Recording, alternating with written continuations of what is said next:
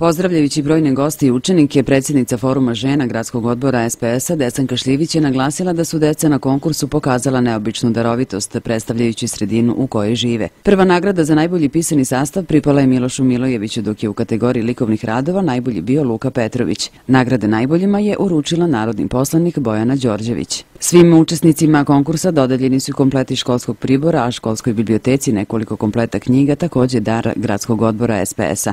Ovom prilikom u prisustvu roditelja i članova izvršnog odbora Kruševačkih socijalista zahvalnice za pomoć u cilju motivacije stvaralaštva kod najmlađih dodeljene su članu izvršnog odbora ove stranke Milutinu Tasiću i predsjedniku mesnog odbora Pasjak Verkanu Gvozdenoviću, koji naglašava da će organizacija konkursa prerasti u tradiciju. Obećavam da ovo neće biti poslednji put, već će ovo biti jedna velika tradicija i gradski odbor će se potruditi da uvek da deca na selu imaju neku motivaciju da ostanu na selu. Predstavnici Gradskog odbora SPS-a ističu da će sa praksom organizovanja ovakvih i sličnih akcija u gradskim i seoskim mesnim zajednicama biti nastavljeno i u buduće.